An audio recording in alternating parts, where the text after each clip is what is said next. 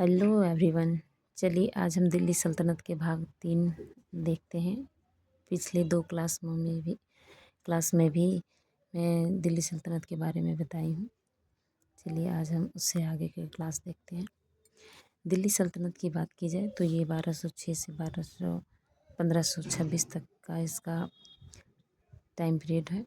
इसमें से 5 राजवंशों का शासनकाल चलता है, जिसमें से पहला है गुलाम वंश, जिसे ममलूक वंश भी बोला जाता है। इसका टाइम पीरियड की बात की जाए तो 1206 से 1290 तक है।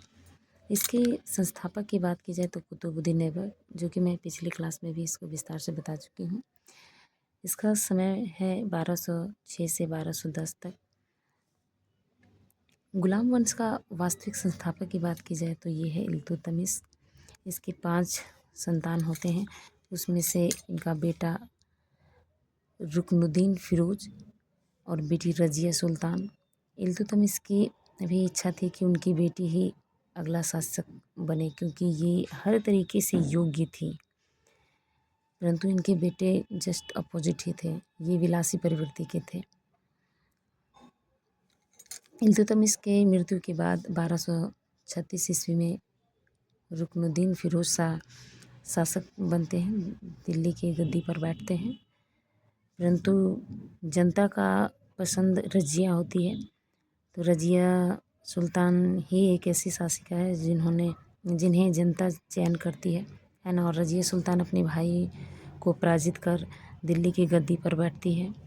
इन रजिया सुल्तान के पिता इल्तुतमिश और इनकी मम्मी माता कुतुबी बैगम।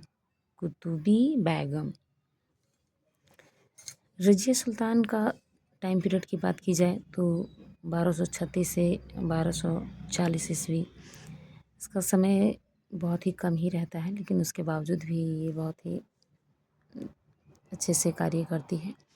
दिल्ली सल्तनत की प्रथम महिला शासिका ये थी। रजिया जनता के सहयोग से राज सिंहासन पर बैठती है।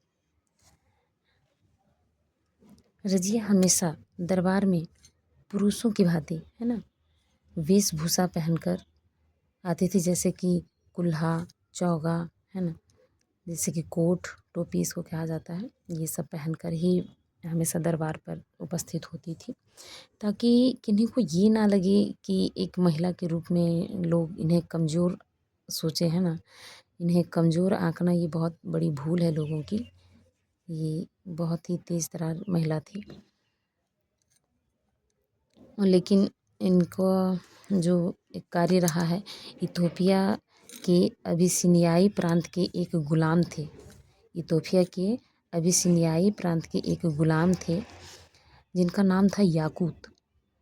इसको रजिया ने अमीर ए आखूर का प्रमुख बनाया, जिसको कहते थे अस्तबल का प्रमुख। तो ये बात है, ये तुर्क अमीरों को तो हजम नहीं हुई, है ना। तो ये क्या किए, उन्होंने सोचा कि हमें छोड़कर रजिया एक गुलाम को अस्तबल का प्रमुख बना रही है। उस समय अस्तबल का प्रमुख होना बहुत बड़ी बात थी। तो ये तुर्क अमीर जो थे, ये याकूत की हत्या करवा देते हैं।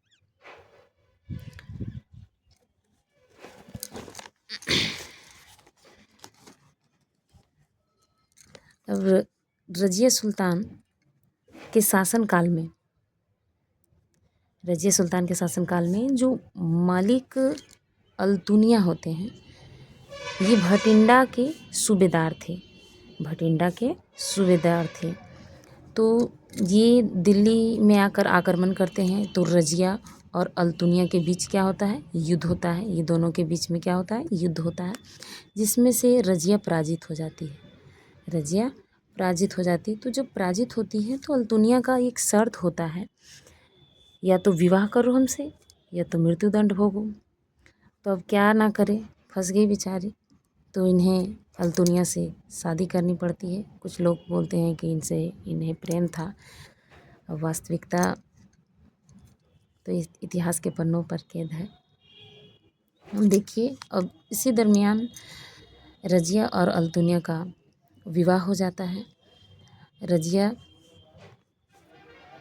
का विवाह अल्तुनिया से हो जाता है और जब दोनों विवाह कर लेते हैं तब ये दोनों दिल्ली वापस आते हैं, है ना।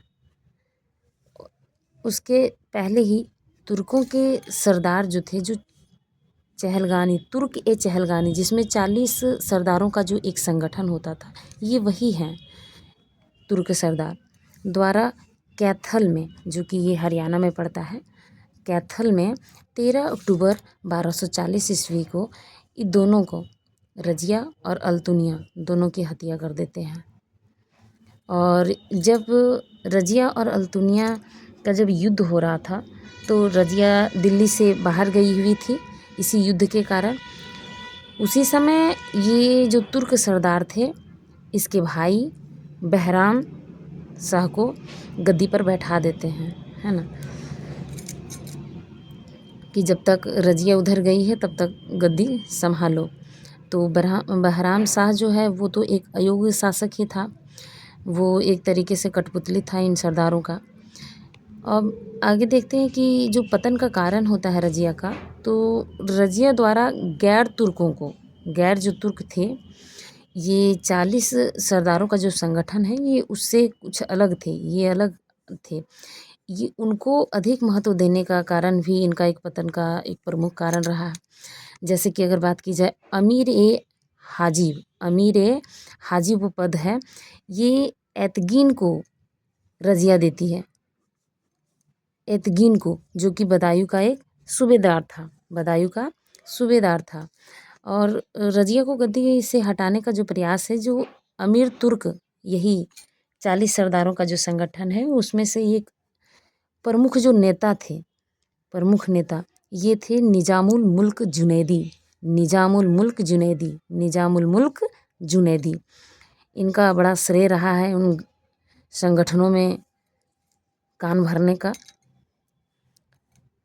रजिया के मृत्यु के पहले ही, जिस समय रजिया युद्ध के लिए गई थी अल्तुनिया के साथ, उसी समय ये तुर्क सरदार उसके भाई बहराम शाह को गद्दी पर बैठा देते हैं, है ना। तो ये तो अयोग्य शासक था, तुर्क सरदार की एक तरीके से कठपुतली बनकर रहता था। इसका शासनकाल भी बहुत ज़्यादा समय तक नहीं रहा, 1240 से 1242 तक ही रहा, है ना। इस तरीके से रजिया सुल्तान का जो शासनकाल है ख़त्म हो जाता है। अब हम इससे आगे की क्लास को नेक्स्ट क्लास में पढ़ेंगे। धन्यवाद।